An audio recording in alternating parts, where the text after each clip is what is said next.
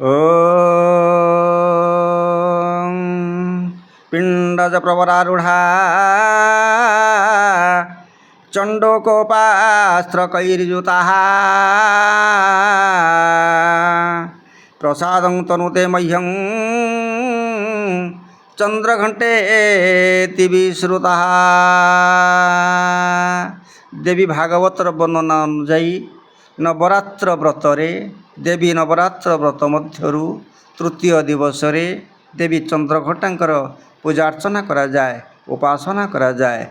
एकांत भक्ति निष्ठार सहित आश्विन मास शुक्ल पक्ष तृतीया तिथि रे माँकर एही स्वरूपर पूजा अर्चना होता है। माँ एही रूप रे दर्शन देइथांती जगतवासी को, भक्त मानू, विश्व ब्रह्मांड को दर्शन देइथांती। माँ हेउचंती सर्वत्र पूजिता, से सर्वशक्तिर अधिकारिणी। माँकर एही स्वरूप हेउची परम शांतिदायक, कल्याणकारिणी, मंगलकारिणी, शांति प्रदायिनी, भक्त वत्सलकारिणी। माँकर मस्तक रे घंटा एवं आकार रे अर्धचंद्र विराजित होइतिबारु माँ को चंद्रघंटा देवी बोली बा देवी चंद्रघंटा बोली आख्या दिया जाइछि। माँ का देहर रंग सोना भली उज्जवल झटकुछि समग्र विश्व ब्रह्मांड को। से दश भुजा, तांकर 10टी भुज अच्छी, 10टी हस्त अच्छी। 10 भुजरे खड्ग आदि शस्त्र एवं बाण आदि अस्त्र विराजमान करिसंती, से धारण करिसंती, शोभा पाउअछि 10 हस्तरे। माँ हेउछंती सिंह वाहिनी, से सिंह पृष्ठ उपरे विराजमान करिसंती। से युद्ध निमंते उद्यत मुद्रा रे विराजित, कारण माँ पुरा शक्ति प्रदायिनी। माँकर पाखरे थिबा घंटार भयानक ध्वनि रे अत्याचारी दानव दैत्य राक्षस माने प्रकंपित हेउथांती। फलरे माँ सेमानकु दमन करिथांती।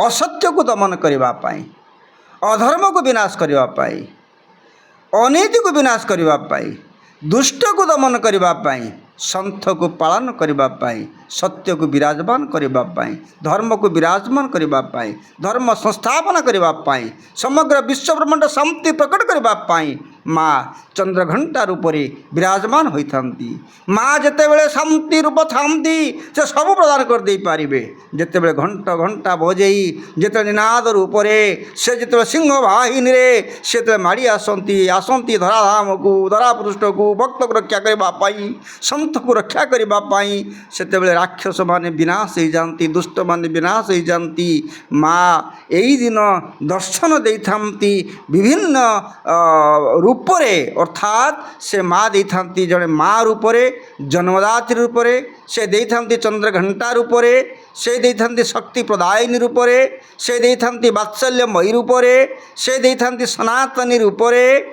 से सबुबले भक्त मानु कहिथांती सत्य रही धर्म रही कर्म कर तुम सहित मु अच्छी। तेणु ये भवम संसार रे सत्य रही धर्म रही जे माँ को उपासना करे, आज भली पवित्र दिवस रे जे एकांत भक्ति निष्ठार सहित माँ को डाकिब, माँ को पूजा उपासना करिब, तार सर्वविध मंगल हेबो। तिले मात्र संदेहर अवकाश नाही। साधकर मुख नेत्र समस्त कायारे अपूर्व कांति फुटी उठिब एवं साधकर सिद्धि पाई भक्तर एकमात्र माध्यम हेउची एई माँ नाम ही केवल, माँ रूप ही केवल, माँ शक्ति ही केवल, माँ नाम ही केवल, माँ तत्व ही केवल। माँ पाखरे समर्पण भाव आनी समर्पित हो गले केवल से ही देवी चंद्रघंटा ही तुमको रक्षा करिवे, भक्त को रक्षा करिवे।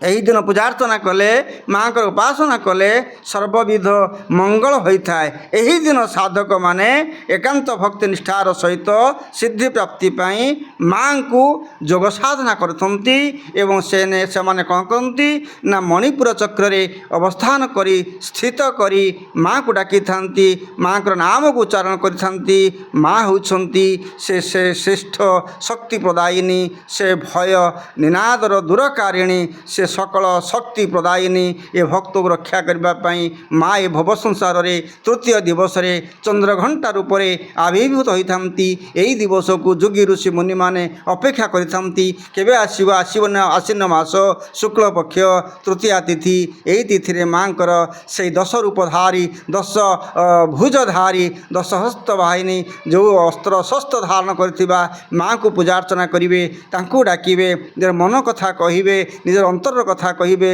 हृदय कथा कहिबे तेणु ये भवमय संसार पारि हेबा पई मुक्ति मुख्य प्राप्ति निमंते केवल एकमात्र माध्यम होउची माँ चंद्रघंटा रूप को आमे कौन करवा ना एकांत कायमन वाक्य निष्ठार सहित एकाग्रतार सहित तांको डाकिबा से चंद्रघंटा ही रक्षा करेंगे से देवी चंद्रघंटा ही रक्षा करेंगे परिवार सर्वविध मंगल हेब अपुत्री पुत्रवती हेब परिवार सुख शांति आसीबो स्वामी स्त्री भितर सुख शांति आसीबो एवं परिवार परस्पर मध्य ऐक्य भाव जागृत हेबो एवं समाज रे किछि करिबा पई एवं समाज को विकासित करिबा पई एवं सुसमाज सृष्टि करिबा पई मन भितर शक्ति जागृत हेबो तेणु माँ को यही रूप को यही पवित्र दिवस रे एकांत भक्ति निष्ठार सहित पूजा अर्चना करवा एकांत विधि है बोली आमर देवी भागवत रे एवं अन्य पुराण शास्त्र मध्य पूर्ण करा जायछि तेणु माँ को पादपद्म रे आमर लय थाउ तेणु तांकरी पादपद्म रे मु प्रणाम करी से प्रभुंकर पादपद्म रे निर्बुज को समर्पित हो जाए कहूँ जय माँ चंद्रघंटा